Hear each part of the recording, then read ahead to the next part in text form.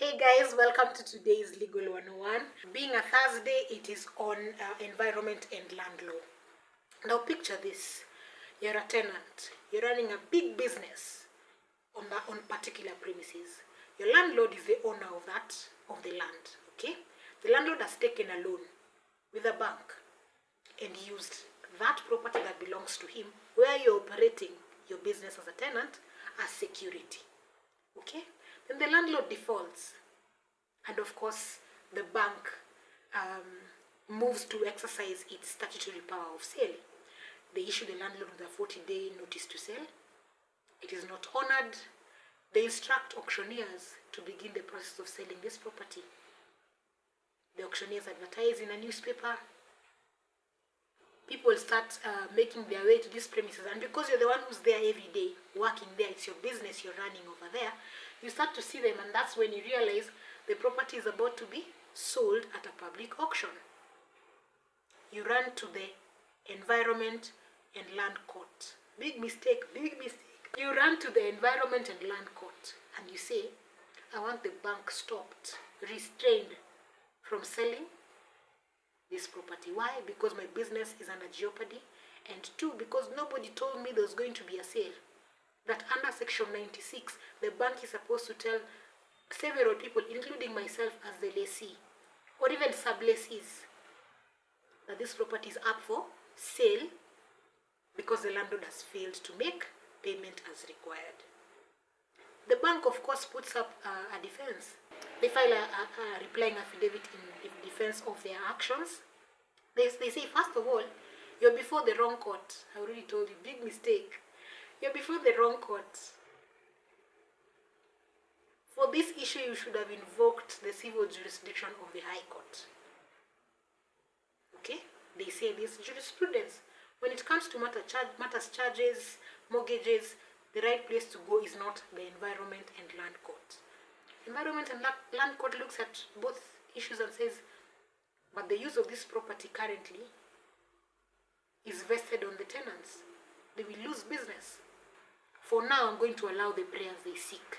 Put in your defense so that you can hear the matters on merit, but for now, they have shown that they will suffer damage, irreparable damage, if you're allowed to sell. The bank is, of course, aggrieved. They go to the Court of Appeal, and now they are before Justice Murgor, Odunga, and Laibuta, culminating now in this judgment of April 2024. And they say, look what the ELC court has done.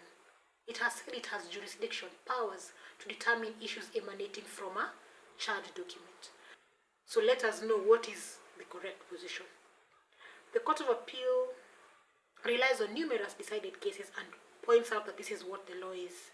That the ELC, Environment and Land Court, only has jurisdiction to deal with disputes connected to use of land and contracts incidental to the use of land, which do not include mortgages, charges, collection of dues and rent. Those ones fall within the civil jurisdiction of the High Court. So the court says, what then is use of land? Use of land means utilization of the natural resources found on, above, or below the land, and alteration of the environmental conditions prevailing on the land. So looking at those two things, the court says, we already know when you're talking about charges, it's not something that is to be discussed before the Environment and Land Court. You invoke the civil jurisdiction of the High Court. The court adds, fine under section 96 of the Land Act, you as a tenant, you as a lessee, were supposed to receive a copy of the notice to sell. Okay? But when you look at subsection 2 of that section, you will see it is the bank that issues the landlord a notice to sell. 3 says, a copy of this notice to sell shall be issued to the following persons. And that's where you fall, spouse, lessee, etc., etc. It doesn't actually say that it is the bank that has a statutory mandate to issue all these people who have an interest in the property. And so, they had no obligation. But even if they did, even if they had issued you the notice, looking at section 103 of the Land Act, there are only certain people who can challenge a bank's or a charge's right to the statutory power of sale. You're not one of them. There was a time when you were, but that provision was deleted. And if Parliament had intended that the tenants continue having those powers to challenge the sale of a property by a bank, you would still be on that list, but you're not. The people who are there are the charger. Those are the people who can complain against a bank's move to sell.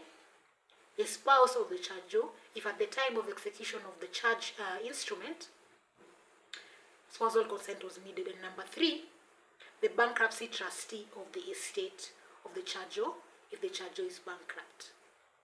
Okay? So even if 96 allows you to be informed, it does not vest upon you the right to institute or to seek remedies against the bank for its statutory power of sale. Okay? That power is vested under Section 103. There are specific people under Section 103. You're not one of them. In other words, hii mambo ya bank na landlord haikuhusu ndewe wala sikio. Forget. Okay? You're a busybody.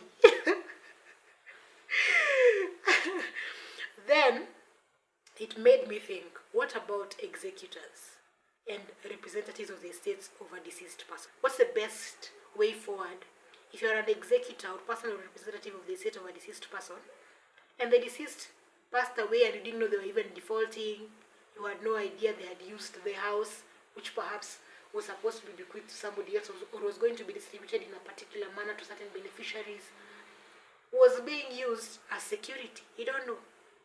And now one day you're met with auctioneers, and we know Kenyans, you don't even begin the succession process until kumedhoka, until you're ready to sell. Many years later, unakumbuka, oh, we should begin succession. So if you wait that long, one day the auctioneers will be at your door. You've defaulted for this long, we've sent you notices, there's been no response, because perhaps they do not even know the father or the mother or whoever that took the loan has passed away. They don't know. I'll look into that, find as much case law as I can. We'll talk about it when I have an answer. Okay, bye.